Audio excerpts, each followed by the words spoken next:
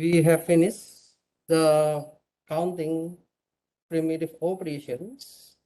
If you still remember, we calculate for each of this step. And finally, we get the estimated running time. So the estimated running time, we have what we call as the best time. The best case is the for n plus 5. And the worst case is 5n plus 5. Let's suppose the A is time taken by the fastest primitive operation, and let B the time taken by the slowest primitive operation.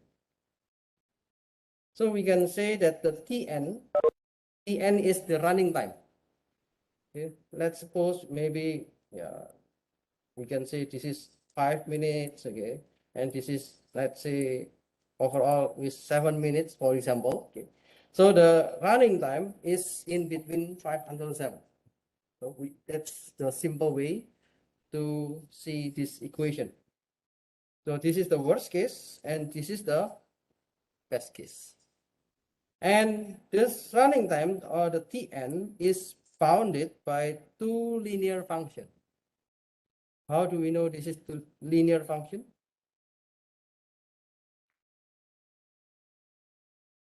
Because we have n. Okay. This on the explanation before. The linear function is n. Okay. So we have, based on the code, there might be n times. It is depending on the number of the data. Okay. N is the number of the data. So let's see, if you are having the analysis. Now, what does it mean by the function? When we have n, or the Tn, it shows the growth rate. So the growth rate means changing the hardware of or software environment affect the Tn by a constant factor, but does not alter the growth rate of Tn. So if we have n is the number of the data, then the growth rate will always be like this one. It will be always increasing in the linear space. The linear growth rate of the running time Tn is an intrinsic property of algorithm FindMax. So the FindMax algorithm is the algorithm that we had before. So this is the function FindMax, okay? Or this is the algorithm FindMax. Why we need to consider the growth rate? Now let's see, if I have this data. Okay, the first data is a list A, and we have 1, 2, 7, 5, 4, 8, 3, 6. Okay. How many data do we have? 1, 2, 3, 4, 5, 6, 7, 8. Okay. There are only 8 data. Now I have another list. The data 2.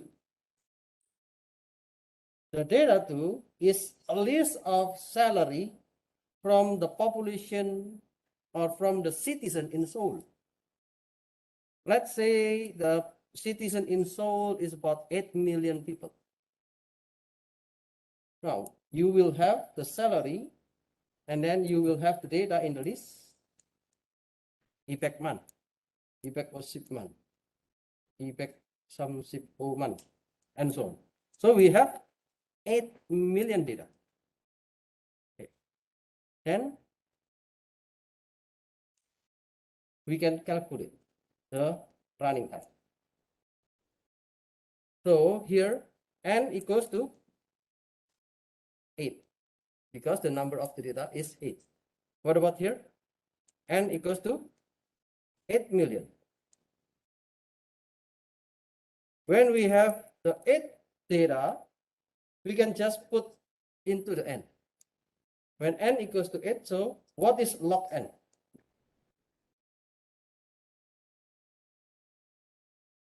What does it mean by log n? It is the logarithmic function, and this logarithmic is on the basis 2. So I keep the note here. Log 2, log basis 2 of 8. Then it is 3. Okay, it means that 2 power of 3, it is 8. Okay, we want to get the exponent. So log base 2 of 64. Is it correct?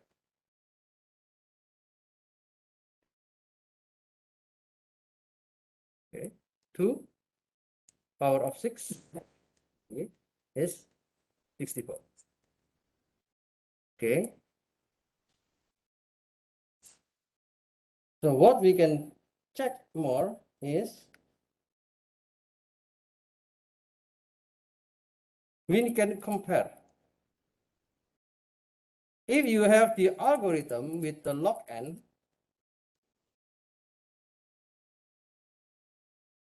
the possible running time of the data one is about 2. Okay. And what about the time when you have 8 million data?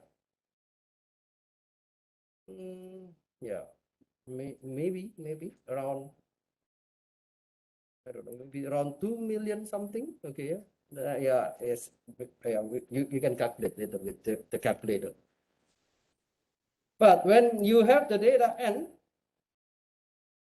you might have the time about 8 operation unit. And if your data 2 is executed, then the time would be about 8 million. If your algorithm is n log n, then you will have this kind of formula. N, which is 8, multiplied by log 8. And if your data is 8 million, then you will have this amount of operation time, and so on. So you can see, if the number of data is small, of course, the number of operation is not that big. But when your data is very big, you can see how the growth rate matters. So you can imagine if 2 power of 8 million is very long, and yeah, you need to wait maybe 1 month or 2 months to get the result. So based on this simple example, okay, when you do with your team project, you will need to make this kind of graph.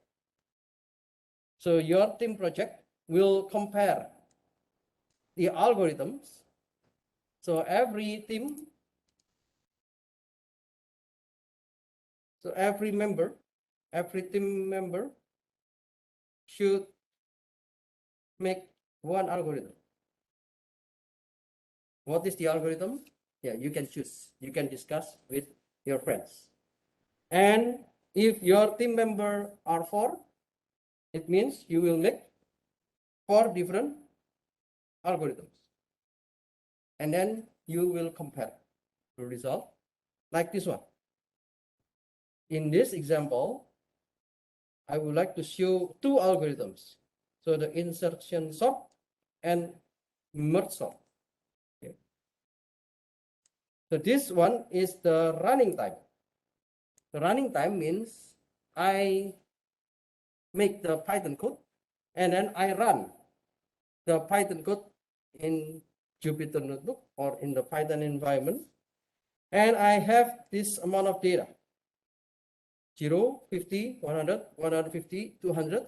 And whenever I run this, I have the time and then I plot it. I run with 100 data, I have the time and then I plot. I have the time with this one and then I plot. I have the time with this one and I plot. So we can have the graphic. So the blue color is the insertion sort and the red color is the merge sort. Based on this experiment, you can see that merge sort is good. Why? Because when the data is getting larger, the runtime or the operation time is better than the insertion sort. This one is, maybe when it grows, it will keep rising like this one.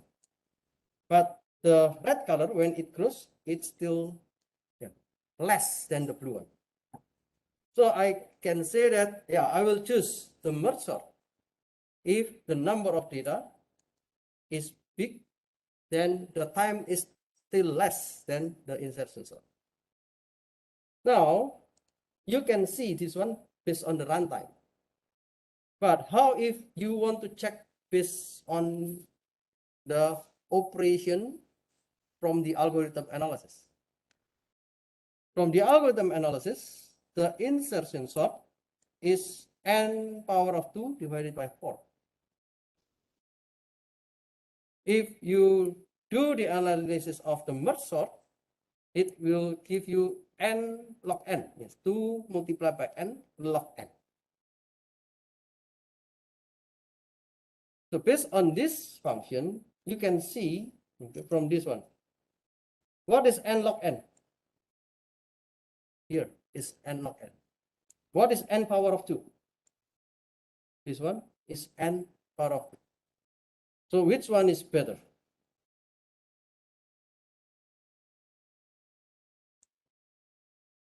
N log n is better. Okay. In this case, you do not need to run your code if you can get this one, because it is easily to see that merge sort is better in terms of the algorithm analysis. Okay. And of course, you need to verify. 증명. Okay, so you need to show that this kind of operation is really gross. Okay. Now, the insertion sort takes roughly 70 hours, while the merge sort takes roughly 40 seconds. So which one will you choose? Of course, you want to choose this 40 seconds. Okay? I do not want to wait this 70 hours. If the result is the same, so why I need to wait for 70 hours? This is a slow machine, but if 100 times fast, then it may take about 40 minutes for the insertion sort, or maybe it will take about 0.5 seconds for the merge sort. So of course, you will still choose the merge sort in terms of the operation time. Based on this one, of course, you can see directly the possible algorithm for your problem.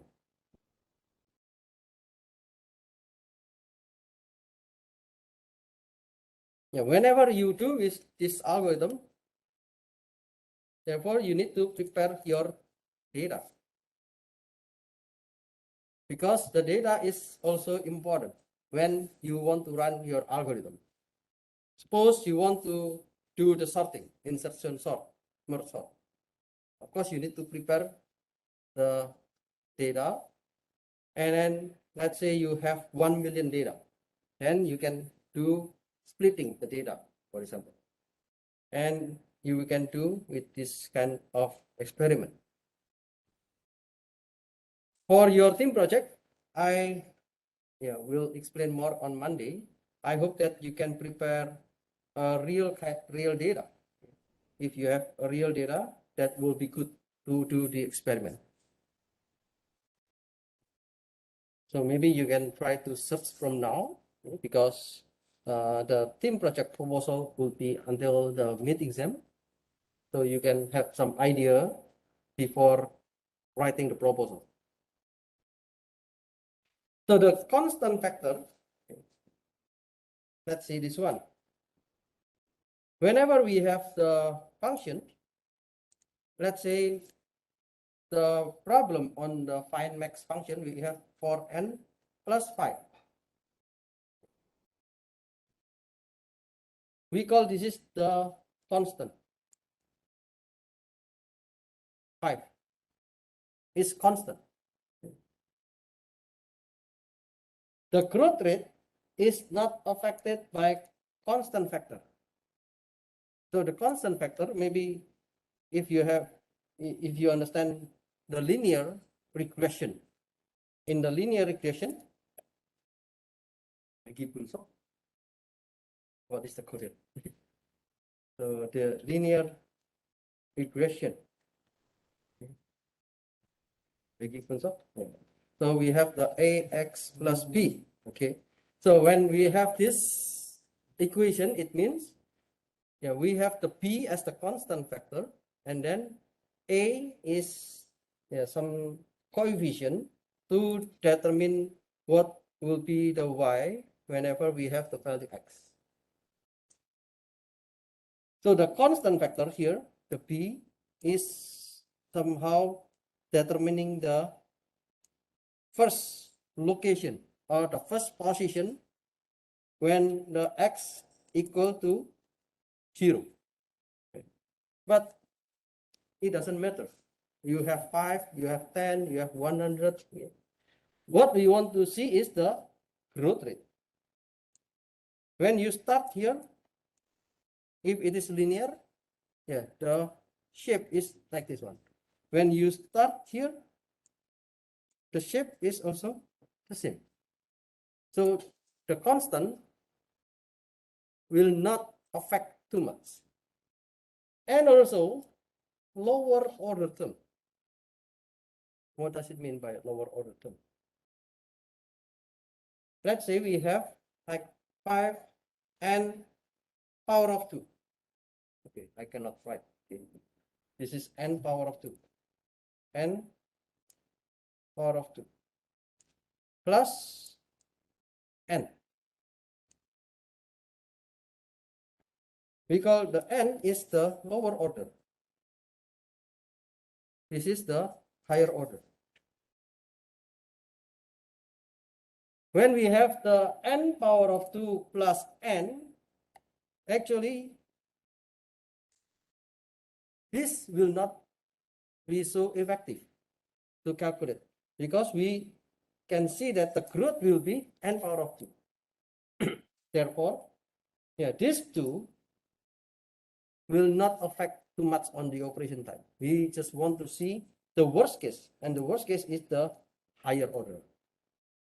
So let's say if I have this 10 power of 2 multiplied by n plus 10 power of 5, I can say this is linear function,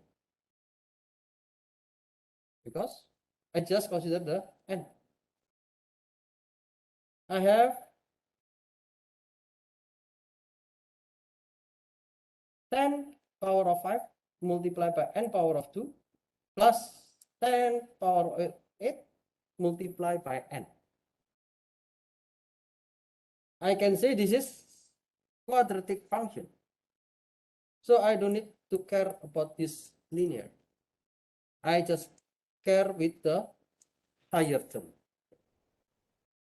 That's what we want to say in this slide. Now it comes to the big O notation. What does it mean by the big O notation? Given the function fn and gn, we say that fn is OGN.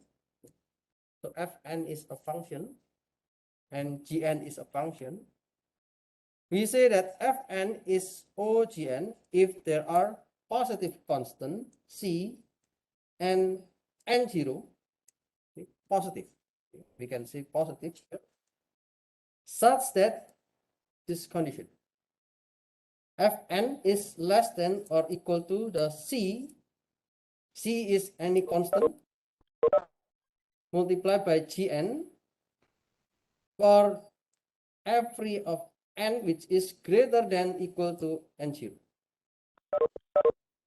Okay, maybe it is difficult to understand this one. So let's see.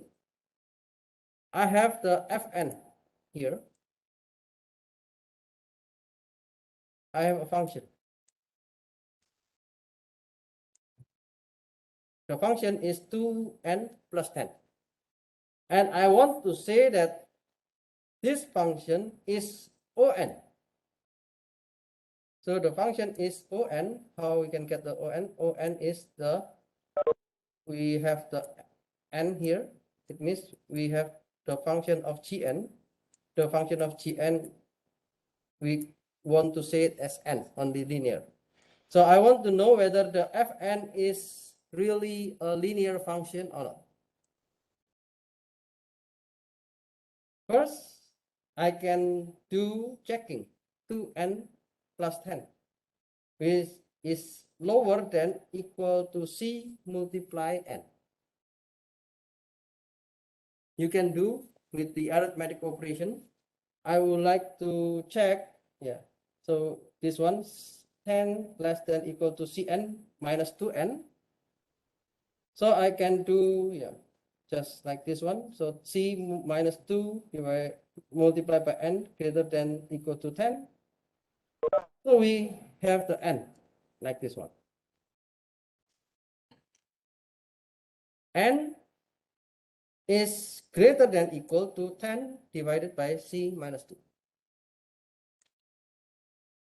It means if we have c is a positive constant, then n also has a positive constant. For example, I have 10 and let's say c equals to 3. If c is a positive constant equal to 3, 3 minus 2, then it is 1. 10 divided by 1, it is a positive integer, 10. So there is a positive integer from n. Then yeah, we can say that this proving is correct. Okay. What about this one? The function n power of 2 is not on. Why it is not on? We can check n power of 2 less than equal to c multiplied by n. Now, n is less than equal to c.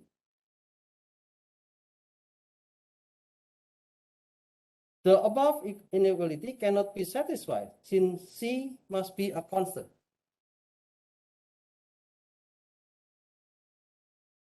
Okay, so we can do the proving to see whether it is, whether the high term can be regarded with the smaller term or not, or the smaller term can be regarded with the higher term or not. Yeah, this is only the proof, but just make it easy, okay? Do not be complicated with that kind of notation. If I have 7n minus 2, then I can just directly say that it is on. It need C which is greater than 0 and N0 which is greater than 1. So you can do again with the proving 7n minus 2 less than C multiplied by n. So there is a C which is equal to 7 and N0 equals to 1. The second equation.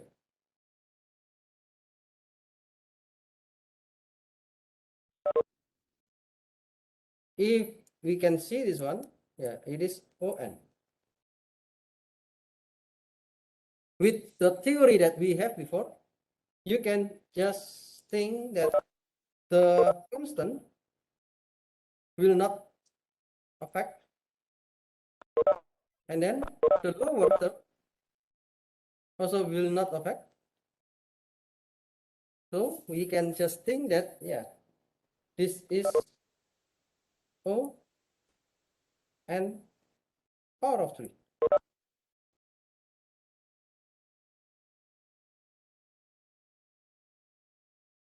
We just use the higher order, and this is the proving. So you can try. If C is greater than 0 and N0 is greater than 1, then we can see with this equation, there will be a C and N0 which is lower than equal to C multiplied by n power of 3. And also this equation. When you do the operation from your code, and if you get the 3 log n plus 5, then I can just say directly that this is the log n. I do not care with the constant. Now you can also do another proving. We can do the proving 3 log n plus 5 is less than equal to C multiplied by log n, and we can find what is the best C and what is the best N0 to say that it is O log n. Based on this example, okay, now we can have the rules. What is the big O rules? If it is n, if Fn is a polynomial of degree d, oh, what? Something wrong with my text, sorry. If Fn is a polynomial of degree d, then Fn is OND, OND, because it is the polynomial with degree d. As I mentioned to you, the lower order terms you can drop, and the constant factor you can drop it. So you can just consider the higher one. So use the smallest possible class of function, because we want to see only the worst case scenario. If 2n, I have the operation 2n, then I can say that it is ON. 2n is ON power of 2? No. Okay. And then we can just use the simplest expression. I have 3n plus 5. Yeah, you can just express with the big O, and you will see ON, because we just want to see the higher term. So 3n plus 5 is not 3n. Okay? So you don't need to put this 3. So you just put the ON.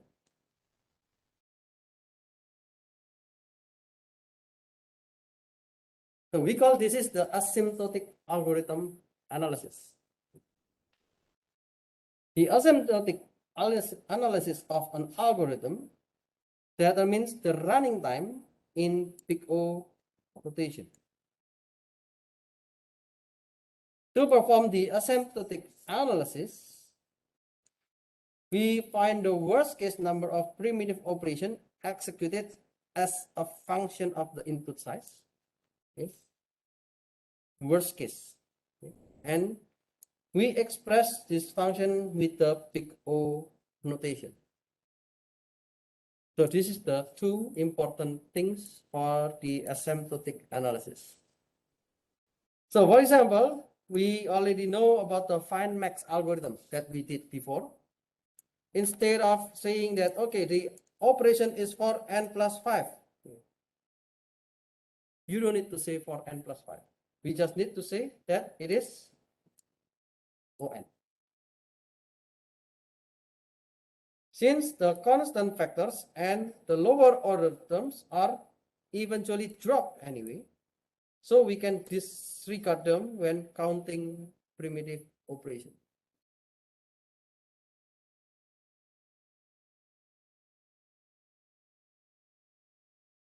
Okay. Now, there is another example. Let's analyze this one. We have some algorithms for doing the prefix averages. Okay, we call it, this is prefix averages. Prefix averages. What does it mean by prefix averages? The I prefix average of an array X is an average of the first I plus 1 element of X. So the AI, the index I, will be the X0 plus X1 plus something something until the position I divided by I plus 1.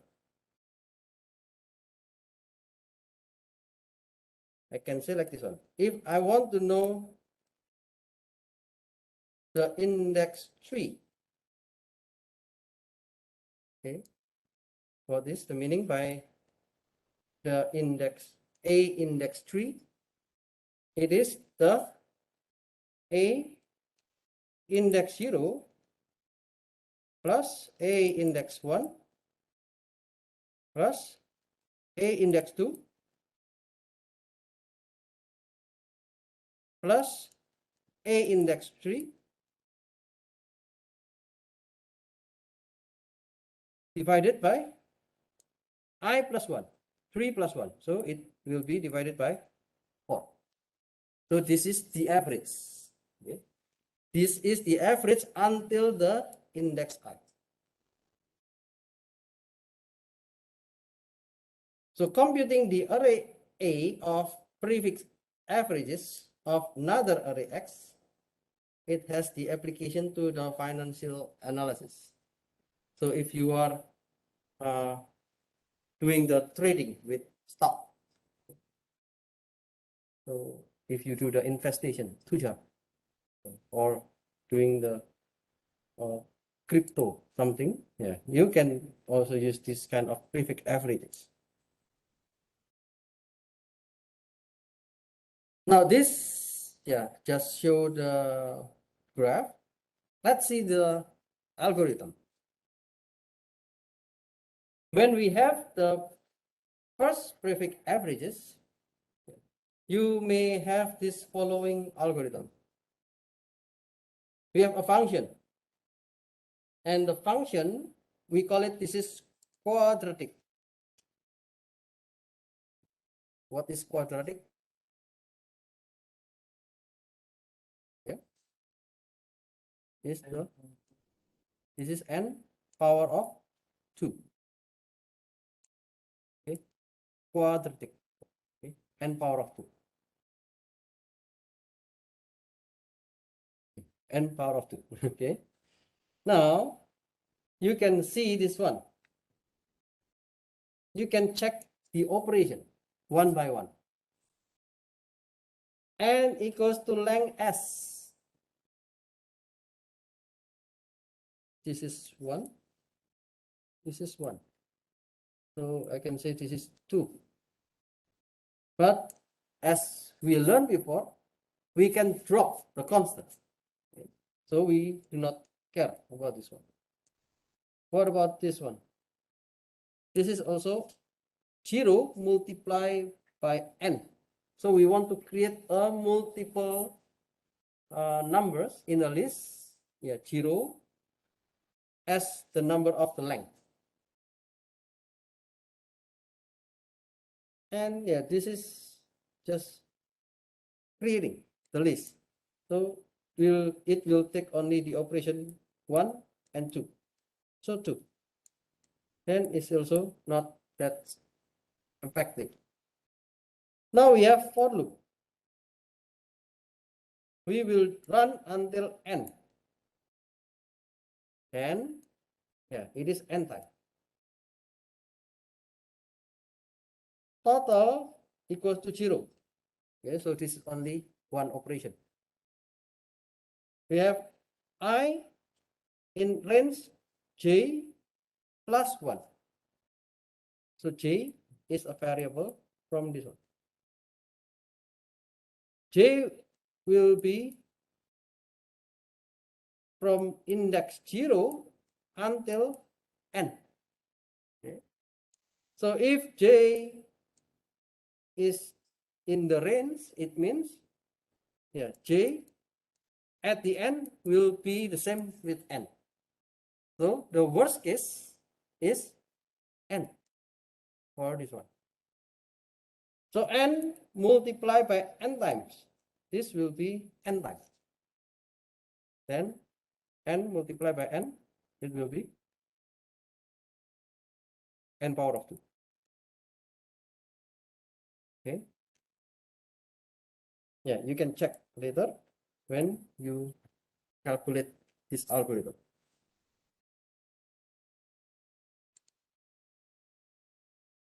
The easy way to understand this one, yeah, it is commonly, generally, okay, if you have 2 for loop, generally we can say this is n power of 2, general. But in some cases, it is not n power of 2. There might be n log n. Okay. So if I look at this one, because it will go until j, and j will go to n, and this operation will be until si. Si is the index which will go to n.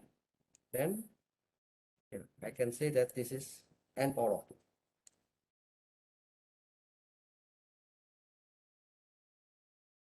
If we have the n power of 2,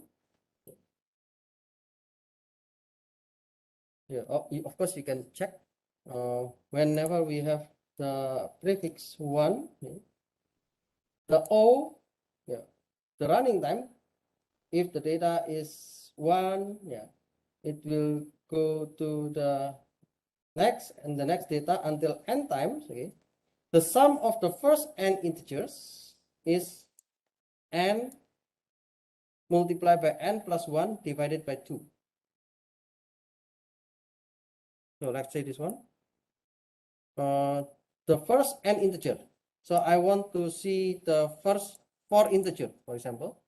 Okay, the first 4 integer is 1, 2, 3, 4. So 1 plus 2 plus 3 plus 4. What is the result? 7 plus 3, 10. Okay. The sum. I want to know the sum of the 4 integer. So 1 plus 2 plus 3 plus 4. The result will be the same with this one. 4 multiplied by 4 plus 1 multiplied by 5 divided by 2. Okay, then the result is 10. And yeah, we can do with this kind of equation, with this arithmetic progression, the algorithm of prefix average that we already saw from the previous one, it will run like O n power of 2.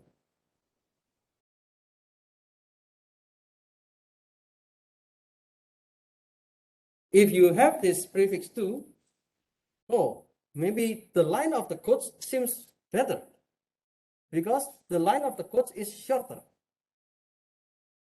But do you think it is better? You can see that, okay, the for loop is only one. Oh, this might be better. However, we have the sum function. What is sum function? As you might know in Python list, you will need to define the starting index and the ending index. And when the ending index, j, if j equals to n, then this sum function also will run for n times. So this for loop is n operation, and the sum will also do n times. So it is the function inside in the Python. Okay. The following algorithm use the internal Python function.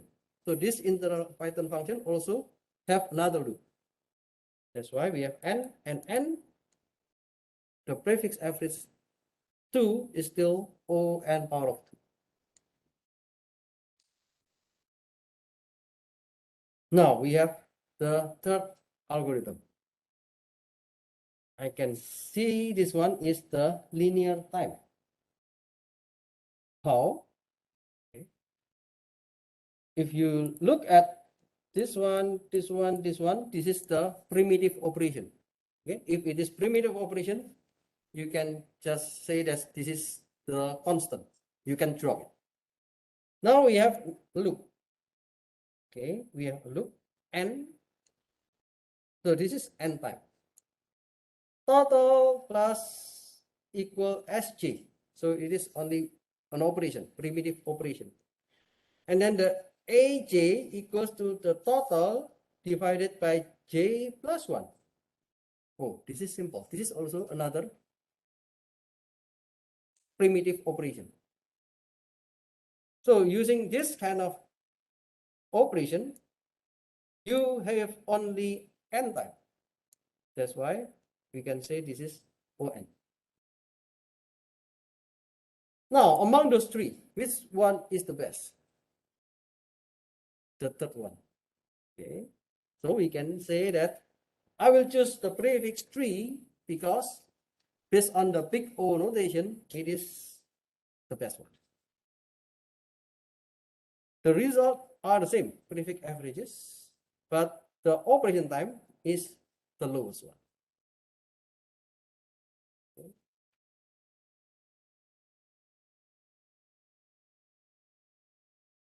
Oops. I will stop here. Let's have a break.